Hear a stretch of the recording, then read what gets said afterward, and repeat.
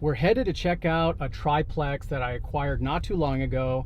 One of the tenants has moved out, so I've got a vacant unit, and I'm really excited about it because that one has not been touched. It needs a full gut job, so we're going to put together a renovation plan, see what's going to be the best option that we have, and see how we're going to get the best market rent. So let's go check it out. I'm at the triplex that we just acquired, and I'm really excited about this one. I think it's got a ton of character and a ton of potential. It's 3 separate standalone Spanish cottages built in 1926. So really these are like individual houses, attached garages, enclosed outdoor space. So I think there's a lot of potential to really get the maximum rent and be above and beyond what the typical apartments are renting for in the area. First thing that I want to do is check out what we can do to up the curb appeal. I don't think the landscaping that we have right now is doing us a lot of favors.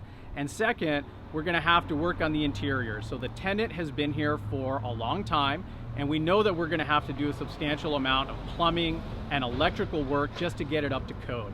But I want to do the walkthrough to see how we can open up the space, modernize it, and really just turn it into the best unit that it can be so we can perform the best on this asset. So let's check out what we can do on the interiors.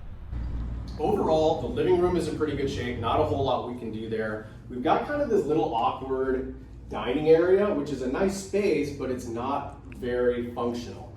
And because it's not a huge 2-bedroom, 1-bath, we want to make sure that we're using every square foot that we can. So the first thing that we're going to do is take a look at how the kitchen sets up and what we can do to improve it. We've got a standard kind of a galley set up here, which isn't bad. We've got a window over the sink, which I like. That's always pretty standard. Another window here, so we've got a lot of light. But one of the problems is that we have this tiny space for the range, and then this doorway that exits out into our awkward little dining area. We clearly have a lot of wasted space. So the first thing that I'm going to do is take a look at the kitchen and see what I can reconfigure. The refrigerator is really the problem. So I'm going to eliminate some of those walls. I'm going to remove the plumbing that's in that storage space right now, and then cover up the doorway. That's going to give me a lot more wall space so that I can move the kitchen cabinets over, add some uppers and lowers, and then create a space for my refrigerator. And that's going to create more of a traditional galley layout for that kitchen. The other thing that it's going to do is allow me to open up the kitchen directly to the dining and the living area, create a lot bigger doorway there, and that's also going to give me direct access to that side door. And it's that side door that connects to the patio space and the side yard. That's a great entertaining space where you're probably going to have your barbecue. And so it's nice to see that if you're standing in the kitchen here, you can look straight back into the living room. You have a much more functional kitchen area.